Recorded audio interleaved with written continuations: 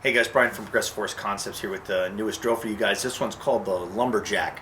A lot of us have been on the range before, and we take and we'll do barricade work, and when we do, we're trying to simulate the common objects that we find in everyday life, whether it's a set of stairs or a tree or a column or a pillar or even an automobile. And one of the things that we believe in is whenever possible, we actually want to not simulate that item, but we want to have the real thing. That's the reason why we take and we have cars that we can shoot through, under, around, over, and all the above. One of the common items we'll see on the range to replicate barricades is the barrels, those large plastic, heavy polyethylene blue barrels that exist. And they're great, but they're pretty substantial in diameter. So it's very rare on a flat range, a traditional flat range, in the center of the flat range. I don't think I've ever seen this before. But to have a tree, especially if you're out in a desert climate like we are. So what we've done with this drill, the Lumberjack, is very, very basic, is to make contact with your local landscapers, guys who are doing yard work for folks and taking down bad trees.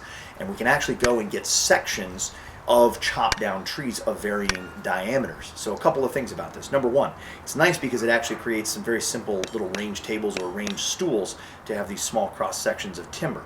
Next, we can get them in varying diameters, and we can actually use them for ballistic testing on the range. We can demonstrate to students the effects of handgun rounds, of whether it be full metal jacket or hollow point, and how they'll behave when they actually strike those objects, as well as various size rifle rounds, calibers, and different types of bullet configurations as well.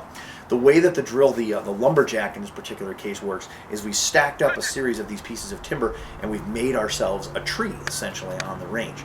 Now we've got this set up where it's 270 degrees. That's because of the special limitations or lack of limitations that we have at our training facility, but you feel free to set this up any way that you want to, as narrow or wide as you necessarily can. And what we're teaching the individual here is to mitigate the amount of exposure that they're giving to the bad guy. If we've got multiple targets like we have in some of these arrays, where we've got a couple targets on the left, 4 targets on the right, 2 targets in the center, we don't want to be able to see both of those targets at the exact same time. We should only be exposing ourselves to one bad guy at a time. We're also forcing the shooter to take and work bilaterally around both sides of the barricade, finish a sequence of targets, and then move to the others. So this drill can be done left, center, and then right. It can be done right, center, left. It can be done center, right, left. However you want to take and you do it.